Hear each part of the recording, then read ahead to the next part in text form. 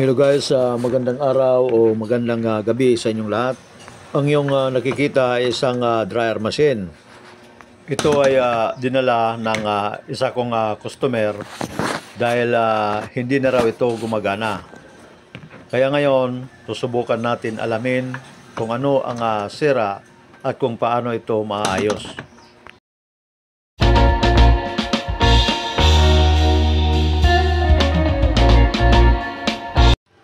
Unang gagawin natin ay itatry muna natin i-plug para ma-check kung hindi talaga ito gumagana. Yan guys, i-plug din natin at kung makikita nyo, ayan ay naka-on yung panel natin.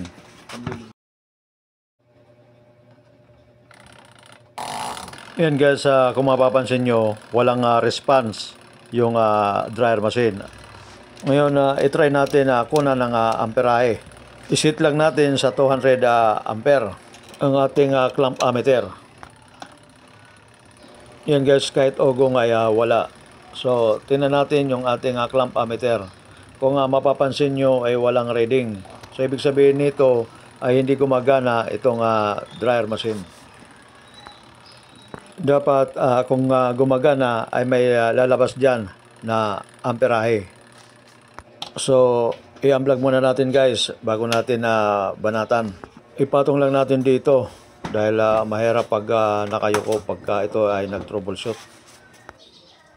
Yan guys, kung mapapansin nyo ay may silyo pa. Ibig sabihin yan ay hindi pa ito nabubuksan.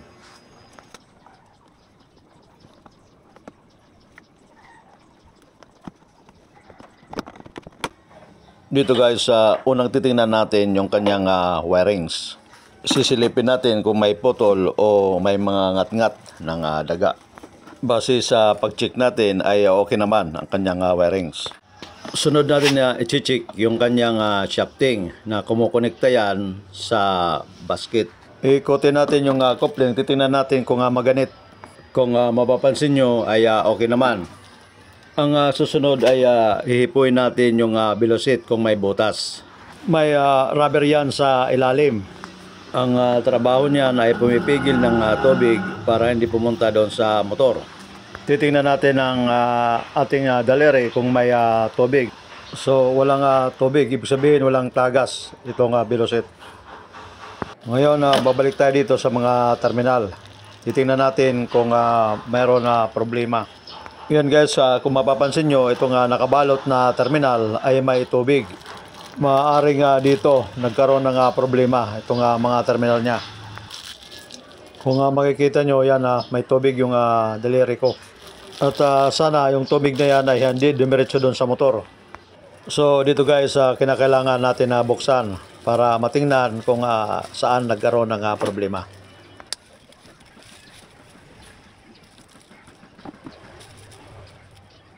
Dito guys, may napansin ako sa kanyang inline fuse holder. Ito ay nag-shrink or na-deform. Mahirap din ito buksan. Bago tayo mag-focus nitong inline fuse holder, kailangan mag-focus muna tayo sa motor dahil yan ang pinaka-importante. Ngayon ay hanapin natin yung tatlong terminal para sa motor. Yan na wire na hinawakan ko na tatlong terminal. Yan ang terminal ng dryer motor. May kulay siya blue, yellow at red. Yan siya yung blue, yellow at red. Yan ngayon ang puputulin natin. Ang technique sa pagputol ay magtitira tayo ng kulay. Ang purpose niyan para sa pagbalik ay ganoon pa rin ang maging koneksyon. Yan ay kung hindi mo pa kabisado yung wirings. So, talupan natin dahil dyan natin kukunan ng resistance. Kinakailangan na step by step ang troubleshooting natin para hindi tayo pabalik-balik sa ating trabaho. So, ayan na guys, ay natalupan na. Ngayon kukuha tayo ng tester para kunan natin ito ng resistance. Ngayon ay isisit lang natin sa 2K ohms. Yan guys, naka 2,000 ohms tayo or 2K ohms. Ngayon ay unahin natin yung blue at red.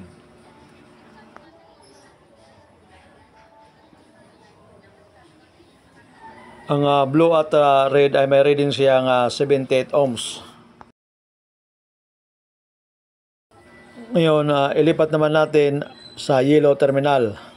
Kung makikita nyo, mula sa blue terminal to yellow terminal, may reading siyang 101 ohms. Ngayon ay kukunan naman natin ang yellow terminal to red terminal. Kung mapapansin nyo, may reading tayong 179 ohms. Ang ibig sabihin nito ay okay yung dryer motor natin. Kung mapapansin nyo, 78 ohms plus 100 ohms is equal to 179 ohms. Pagka ganyan ang resistance sa reading ng dryer motor natin, yan po ay good motor. Ibig sabihin yan ay 100% na walang problema. Sunod naman natin i-check yung kanyang timer switch. Sa pag-check ng timer switch ay simple lang. Kung makikita nyo, may dalawang terminal na bumaba galing control board. Tatalupan lang yan at dyan natin titestarin. Yan ay color brown at red. Yan guys ay natalupan na. Dyan natin ngayon titestarin.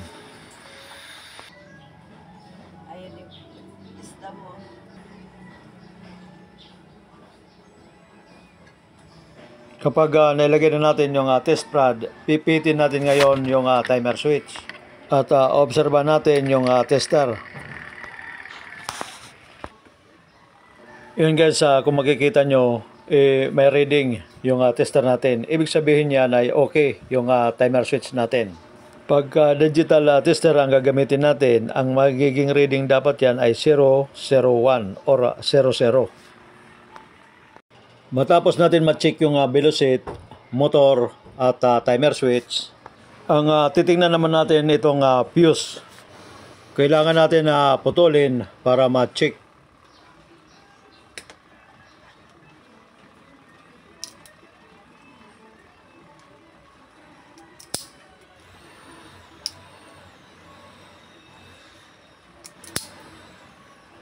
Yan guys, ay natalupan na yung terminal. Simple lang naman ang pag-check ng fuse.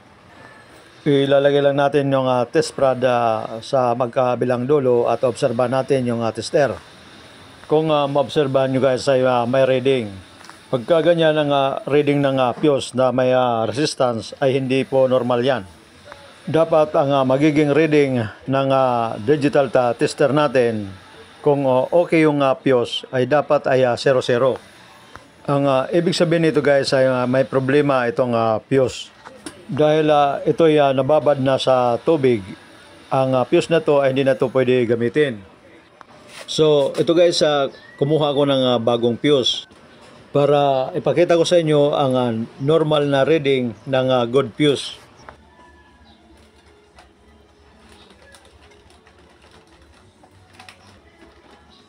Yan guys, pagmasdan nyo yung normal reading ng good fuse.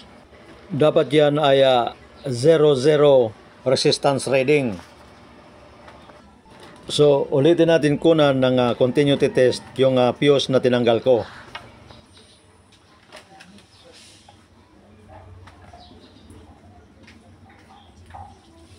Yan guys, may nababasa tayong mataas na resistance. Ang ibig sabihin nito, may naputol na bahagi sa loob pero may natitirang kunting contact o leakage. Kaya may nababasa pa na resistance ang tester natin.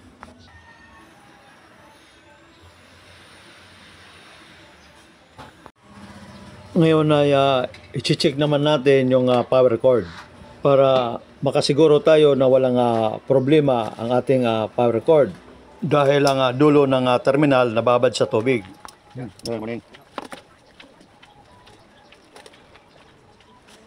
Simple lang naman ang pag-check ng power cord. Unahin natin yung isang terminal. Dapat may mababasa tayong 000 sa isang terminal. Katulad yan guys. Ngayon ay tingnan naman natin yung isang terminal. Dapat ganun din ang magiging reading ng ating tester. Yan guys, kung mapapansin nyo ay 00. Ibig sabihin yan ay okay ang ating power cord. Sunod natin na titingnan ay ang kapasitor.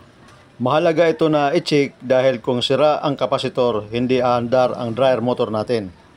Hanapin lang natin yung value kung ilan na microfarad itong kapasitor. Kung makikita nyo, ito ay 4 UF plus or minus 5%. Ang ibig sabihin nito ay pwede tumaas ng 5% or bumaba sa 5%. Halimbawa ito 4 UF plus 5% is equal 4.2. Ang ibig sabihin nito, ito ang maximum value ng ating kapasitor. Halimbawa naman 4 UF minus 5% is equal 3.8 UF. Ang ibig sabihin yan ang minimum value ng kapasitor natin. Kapag bumaba sa 3.8 ay hindi na pwede ang kapasitor natin. Ngayon ay titesterin natin itong kapasitor.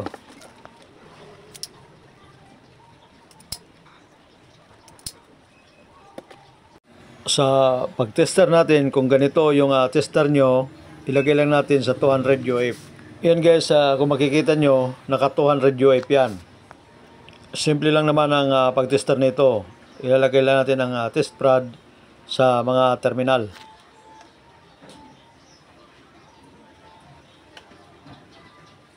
Yan guys, kung makikita nyo, yan ay 3.9 na UF. So ibig sabihin yan ay okay pa itong kapasitor. Pasok pa siya base sa minimum value natin. So ngayon ang isusunod natin ay i-rewiring na natin ito.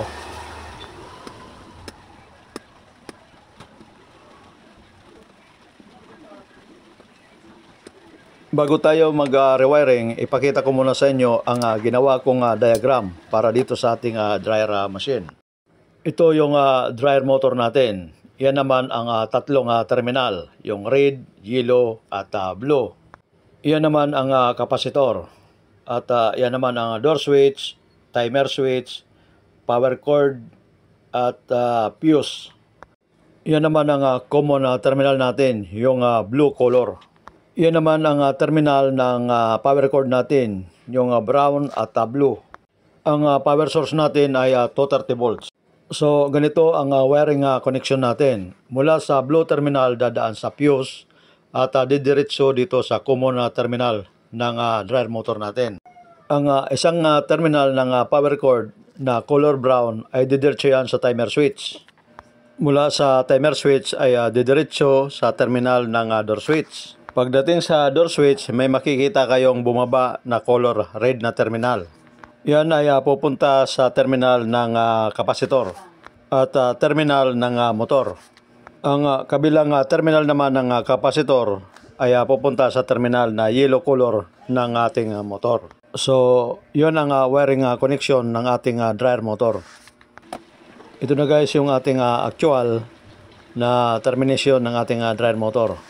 Ang blue terminal yan ay common. Wala pang nakalagay na fuse dyan. Ang sunod na terminal ay red color. Yan ang kapasitor at ang ating door switch.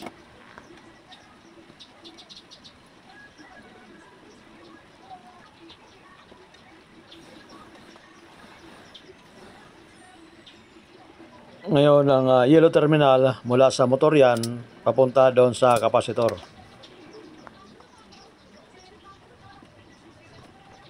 Yung brown na terminal ng power cord ay dumiretso yan doon sa timer switch.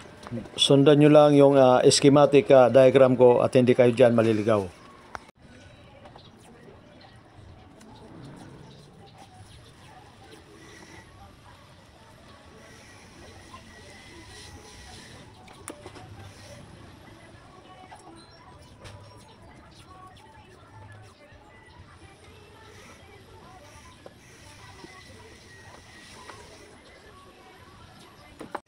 Ngayon, tatanggalin muna natin itong blue terminal dahil wala pa itong fuse. Dahil sira na itong fuse holder, ay gagawa na lang tayo ng paraan para makapaglagay tayo dyan ng fuse.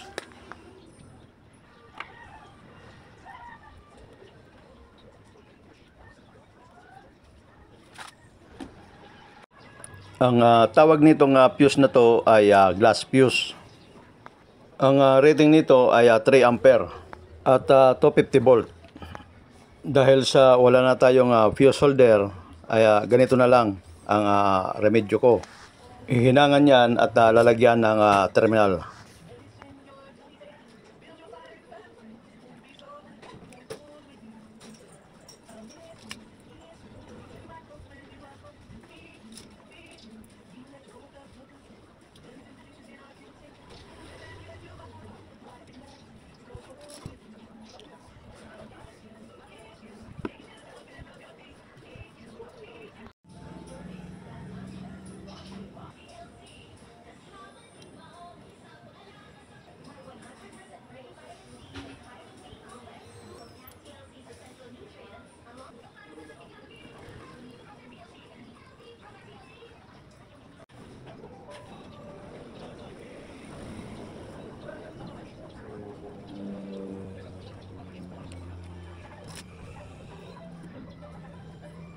So, yan ngayon guys ang magiging forma ng fuse natin. Kinakailangan na lagyan yan ng insulation para safe ang fuse natin. So, yan ngayon ang magiging forma. Ngayon, muli natin na titesterin, i-check natin kung okay yung fuse natin na ginawa. Pagka ganito, kinakailangan natin i-double check. Yan guys ay 00, so ibig sabihin ay okay yung fuse natin. Yan ngayon ay ilalagay natin sa ating blue terminal, yung common terminal to line 1 sa power source.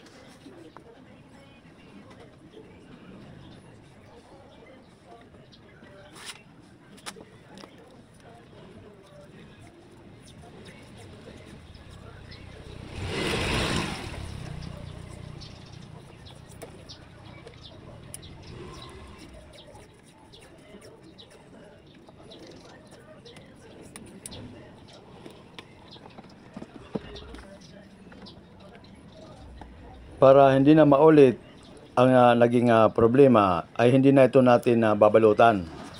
Para kung sakaling may tubig na dumalo dyan ay didiretso na lang doon sa baba.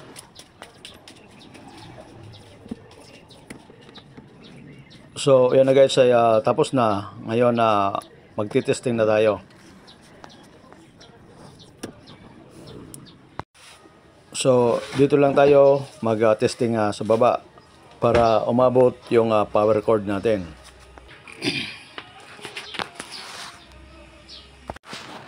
So, yan na guys, ay isasaksak natin para maobserbahan ang unit.